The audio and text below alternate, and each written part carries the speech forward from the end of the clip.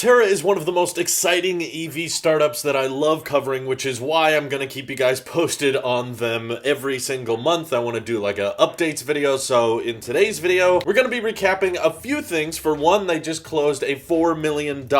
funding round, including a very notable investor, Mr. Sandy Monroe, who got to actually visit Aptera and check out their prototype while he was doing his tour of the country. On that same tour, he was able to stop and interview Elon Musk, which was really cool to finally see those two guys meet, and to see such a notable, impressive automotive expert be so literally invested in the company and now openly saying he's going to help them mass produce it and bring this vehicle to market is exciting. And at that newsroom post where Aptera mentioned they'd be working directly with Sandy Monroe, who is now an official investor, they've also confirmed they've exceeded 7,000 pre-orders. And I appreciate you, Aptera, for actually keeping us posted on these numbers, because a lot of companies like to just not bring that up. And they also, in the past month, had a very interesting Zoom meeting with their chief of design, and I watched the entire thing. There was a lot of somewhat new information in it that I thought was pretty interesting. So for one, they did talk about how they plan on having an app that lets you kind of control the car and letting the phone essentially be your key, which makes sense in the age of electric vehicles taking over. This is just kind of the inevitable way of the future. But something the designer mentioned that I hadn't really seen brought up before, and some of you may have differing opinions on it, but they said that the logo on the side will actually have a little bit of a motion detection sensor that when your phone is nearby the vehicle and it's connected via Bluetooth, you can wave your hand over it to unlock the vehicle and wave it over a different way to lock the vehicle, which in some perspectives may be looked at as kind of an extra step that some people might not want to take. They might just want the vehicle to unlock as soon as they walk up to it and lock again as soon as they walk away from it. But I guess sometimes people might just want that extra level of security and know that when that logo lights up a certain way, that means the vehicle is locked. And currently there's no side view mirrors on the Aptera, so knowing exactly when it's in locked configuration or unlocked might just be a tad harder than it is in a typical Tesla. But I'm sure there will be settings and options that you can control from the phone. But yeah, basically there won't really be a key fob per se. And he also confirmed a few concerns people were asking about. I don't know why they thought this, but yes, the Aptera does have electric windows, and they showcased a few optional accessories, which was kind of cool. You know, the camping kit, and they demoed what they expect that to look like, as well as a backpack option that can wrap around the front seat if you want to hold on to more stuff in the back, as well as a phone holder option, which I'm a little confused by. I don't really know why they can't build in Qi chargers or phone mounts directly into that center console. They might change it in time, but currently at least they're showing optional things that can hold your phone alongside that mid-center console, which is very clean, very minimal, almost a little too minimal. But either way, they plan on launching a huge amount of accessories for the vehicle to support. People were also asking quite a bit about safety, which is I think the main concern whenever someone sees a three-wheeled vehicle like this. And I'm sure personally the Aptera is going to follow the general trend of if you drive a smaller car, that's going to be less safe than a larger car, because if you hit something bigger than you, you're most likely going to crumple quite a bit. But their designer talked a lot about how the rigid cage on the inside of the Aptera is meant to be based off of F1 racing vehicles, and safety is a huge concern for the Aptera, so they're going to make sure that they make it the safest possible vehicle they can. It's just obviously you can't really promise too much before you do crash tests, and given this is the only prototype right now, they can't really do a crash test just yet, but it will definitely have airbags. And personally, you know, I'm no expert, but the way I see the design, I imagine there's a decent amount of crumple zone on the front and a decent amount of crumple that can happen on the back end, to the point that as long as there's only 1 to 2 people in the car, it's probably not going to be extremely dangerous compared to driving a typical vehicle of this size. And speaking of the size, Aptera actually did disclose some of the dimensions, and I'll be comparing them to the Tesla Model 3 because I feel like that's one of the most common EVs, so it gives you guys some perspective on how big this thing really is. Because when you see it in videos and when you see it in pictures, it has this way of looking very small and light because it's so aerodynamic and the design is so different from what people are used to. I think most look at it and instantly think, oh, that's really tiny, that's just like a motorcycle that happens to have a little cabin. But it's actually 172 inches long end to end, which means it's only a foot shorter than the Model 3. And when it comes to width, this is actually a bit surprising. It's 88 inches wide, which makes it a whole 16 inches wider than a Model 3. And when it comes to height, it's at 57 inches, which means it's just about an inch taller than a Model Model 3. So Cyber Owners did an overlay shot to give you guys some perspective here on how big the Aptera is compared to the Model 3, and I think that overlay can give you a great idea on how the interior of this thing, as long as you're the type of person that's just sitting in the front row of a Model 3, should feel pretty similar. You still got that 15-inch display, you still got your steering wheel and the gear stalks, and end to end, this actually has quite amount of breathing room. The only concern probably you should have with that width is that these wheels sticking out on the side, which are spaced to maximize aerodynamics, might be a tad wider than what most people are used to when driving a vehicle of this size. So thinner parking spaces might be a little bit of a trick, but at least they are on the front of the car, which means that when you're trying to get out and using those doors that go upright, these wheels are not going to be covering up someone from getting outside of their car because they're near the front of the vehicle, not near the doors. The designer also talked about the solar options, which is primarily the reason I'm so excited about the Aptera over most other EVs, is because I like the idea of the vehicle being so extremely energy efficient that you can cover it with solar cells and for day-to-day driving not even have to plug it in, and that's kind of the never charge goal Aptera is trying to reach. The designers said that with the base package, the roof is going to be covered with solar cells, but also the little back corners will also have cells, as well as the dashboard. And that base package is rumored to get you around 15 to 16 miles of range per day, which is pretty cool, considering most EVs don't get to just suddenly charge just for being parked in a parking lot. And what's even more interesting is in follow-up tweets, they have now said that with the full solar package, which is an additional $900, you'd be able to get up to 46 miles of range per day, which is insane if you consider the average commute in the United States is around 30 miles per day. So if you're able to just leave your car in the sun and it can bake in 46 miles per day, that's a pretty amazing achievement in my opinion. And maybe these numbers are in peak, ideal conditions, but even if it's half as good, that would still be like 23 miles of range just for your car sitting there, which is incredible. And another tweet we saw mentioned was that facility we talked about in last month's update video, they are finally moving into it as of February 5th, which means at the time of recording, they're probably already moved in, and at this facility, they're going to start working on 2 more prototypes of the Aptera. I'm hoping that they come in different colors and finishes so that they can really try to figure out how to iron out this mass production process. Currently, they're still expecting the first deliveries to take place at the end of this year. We'll see how that mass production can go, but Sandy Monroe seems very, very interested in the extreme simplicity of the chassis design that they're going forward with on the Aptera. It's a composite material where the main body of the vehicle only really requires 4 main parts, and if you watch Sandy's videos on Tesla and how he loves simplifying, the rear underbody and using more casting press technology, he's all in favor for minimizing and simplifying manufacturing processes, which when you have a vehicle that can get by with 3 wheels and 2 doors and still at the same time have 25 cubic feet of storage space. I know that in the videos and stuff it doesn't look very big, but once you see it compared to a Model 3 in size, you can start to realize that